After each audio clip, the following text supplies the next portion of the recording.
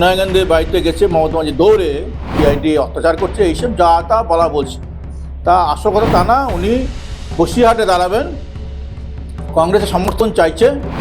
ওনার যা হাল, 28 জন এমপির মধ্যে 20 জন এমপি চলে গিয়েছেন, তাহলে ওদের দলের ভবিষ্যৎ নেই এবং প্রতীকও পাবে না, হাতছাড়া হয়ে যাবে। এই প্রতীক কীভাবে রাখা যায় হাতে, সেই জন্য সোনিয়াজির বুদ্ধি পরামর্শ নিতে গিয়েছিলেন। ইতিমধ্যে জাতীয় রাজনীতিতে কিন্তু চাঞ্চল্যকর খবর ছড়িয়ে পড়েছে, তা হলো মমতা ব্যানার্জি কি এখন সময়ের অপেক্ষা কংগ্রেসে ঢোকার। আমার সঙ্গে রয়েছেন উত্তর দিনাজপুর জেলার জেলা সভাপতি মোহিত সেনগুপ্ত। তিনি কি বলছেন এই জল্পনার মধ্যে, তার বক্তব্যটা কি? দাদা, ইতিমধ্যে আমরা জানতে পারছি এরকম একটা জল্পনা ছড়িয়েছে যে মমতা ব্যানার্জি কংগ্রেসে মিশে যেতে পারে। আপনি কি বলবেন, যাদের বিরুদ্ধে আপনাদের এতদিন লড়াই ছিল? আমরা আজকে পেপার দেখলাম, আনন্দবাজার দেখলাম যে সোনিয়া গান্ধীর বাড়িতে গেছে মমতা ব্যানার্জি দৌড়ে। যখন গতকাল সন্ধ্যাবেলায় সিআইডি কলকাতা তার বাড়িতে গেছে, তখন উনি হতম্বিত হয়ে দৌড়ে সোনিয়াজির বাড়িতে গেছে। ভাগ্যচক্রে রাহুলজি সেদিন তখন ছিল, ওই সময়টা কর্ণাটক থেকে আসছে। উনি দৌড়ে যা বলছে সিআইডি অত্যাচার করছে, এইসব যা তা বলা বলছে। তা আসল কথা তা না, উনি বসিরহাটে দাঁড়াবেন, কংগ্রেসের সমর্থন চাইছে, তার পুত্র রেজিনগরে আমাদের দিবেন এবং কংগ্রেসে মিশে যাওয়ার কথা উনি এখনো বলেনি। কিন্তু আমাদের কাছে খবর আছে উনি প্রতীক নিয়ে চিন্তা নিয়ে লড়াই করছে, কেননা ওনার যা হাল, 28 জন এমপির মধ্যে 20 জন এমপি চলে গিয়েছেন, তাহলে ওদের দলের ভবিষ্যৎ নেই এবং প্রতীকও পাবে না, হাতছাড়া হয়ে যাবে। এই প্রতীক কীভাবে রাখা যায় হাতে, সেই জন্য সোনিয়াজির বুদ্ধি পরামর্শ নিতে গিয়েছিলেন। এখন সোনিয়াজির কথা মনে হয়েছে গত 5 বছরের আগে তার দম্ভ ছিল। উনি বলতেন বিজেপিকে আমি একমাত্র হারাতে পারবো, তার চামচা বাচ্চারা বলতো মমতা ব্যানার্জি একমাত্র বিজেপিকে হারাতে পারবে, রাহুল গান্ধীরা পারবে না। আজকে তিনি পশ্চিমবঙ্গের ধূলিসাৎ হয়ে গেছেন, চিনিও হেরেছেন। তাই না, যারা এমএলএ জিতছিলেন, এমপি জিতছিলেন, তারাও বিজেপি দিয়ে চলে গেছে।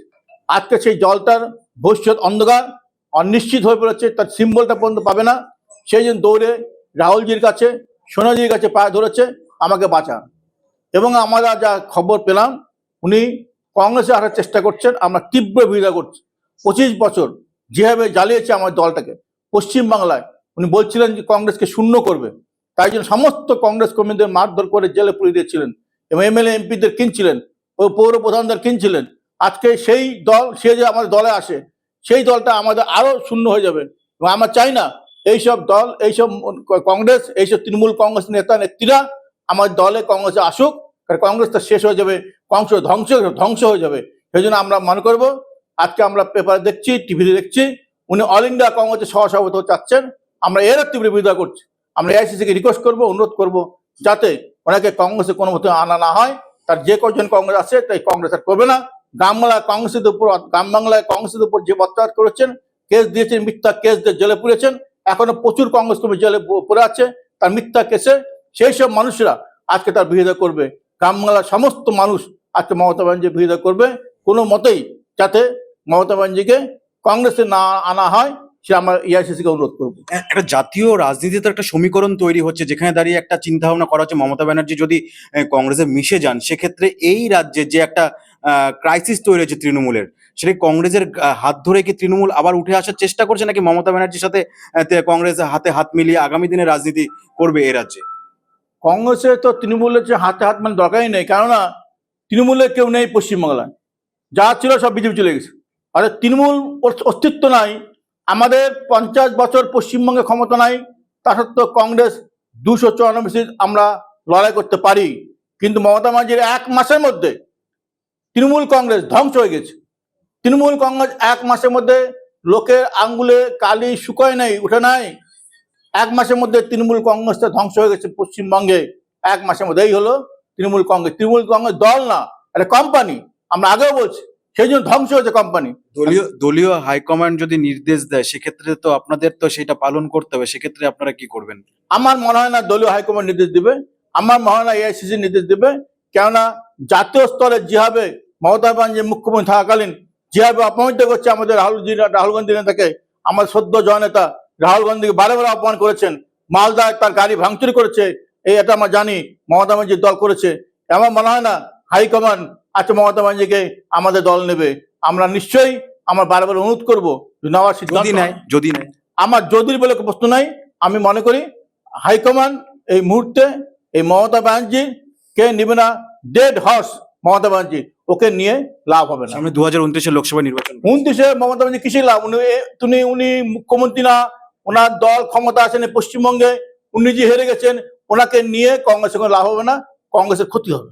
একেবারে মমতা ব্যানার্জিকে যদি কংগ্রেসে না হয় সেক্ষেত্রে কিন্তু কংগ্রেসের ক্ষতি হবে, এমনটাই মনে করছেন উত্তর দিনাজপুর জেলার যিনি সভাপতি রয়েছেন মোহিত সেনগুপ্ত তিনি। এখন দেখা যাক আগামী দিনে এই যে জাতীয় রাজনীতিতে কি হয়। মমতা ব্যানার্জি কংগ্রেসে ফিরে আসেন, নাকি মমতা ব্যানার্জি নতুন করে কোনো রাজনৈতিক পথ খুঁজে পান? রায়গঞ্জ থেকে সুমন রায়, RCTV সংবাদ। শৈলী আর সাশ্রয়ের মেলবন্ধন এখন আপনার হাতের মুঠোয়। নিজের লুককে আরো আকর্ষণীয় করতে চান? চলে আসুন শ্রীনিস কালেকশনে। এখানে পাচ্ছেন মাত্র 250 টাকা থেকে 10,000 টাকার মধ্যে চমৎকার সব শাড়ি। রয়েছে স্পেশাল বেনারসির কালেকশনও। কুর্তিতে রয়েছে 150 টাকা থেকে 3,000 টাকার বিশাল range. Nighty, one piece gown, cord set, tops, jeans এবং লেগিংস সহ বাচ্চাদের জন্য সব ধরনের ট্রেন্ডি ড্রেস পাবেন এখানে। উন্নত মানের বেডশিট ও রেডিমেড এবং ডিজাইনার ব্লাউজ রয়েছে আপনার মনের মতো। সেরা কোয়ালিটি আর লেটেস্ট ডিজাইনের জন্য তাই আজই চলে আসুন শ্রীনিস কালেকশনে। শ্রীনিস কালেকশন, চণ্ডীতলা মা কালী বাসনালয়ের উল্টো দিকের গলিতে, রায়গঞ্জ, উত্তর দিনাজপুর। নতুন ভাবে নতুন রূপে সেজে উঠেছে, তো সবাইকে বলবো, সবাইকে সাদর আমন্ত্রণ করছি। আমাদের ওপেনিং থাকছে 1 বৈশাখ 15 এপ্রিল, সেদিন সবাই অবশ্যই আসবেন। আর কিন্তু এখন আমাদের কাছে সব রকম কালেকশন পাবে, মহিলাদের সমস্ত রকম, এমনকি বাচ্চাদের, ছেলেদের, মেয়েদের স্টকও কিন্তু এখন আপনারা আমাদের কাছে পেয়ে যাবেন একেবারে সুলভ মূল্যে। এখন আপনার প্রিয় রায়গঞ্জ শহরের বুকে মোবাইল এবং নানান ধরনের নিত্য প্রয়োজনীয় ইলেকট্রনিক্স এবং ইলেকট্রিক সামগ্রীর বিশাল সম্ভার অত্যন্ত সুলভ মূল্যে। এই সমস্ত সামগ্রী পেতে আজই আসুন মুক্তি স্টুডিও ও সুপার কালেকশনে।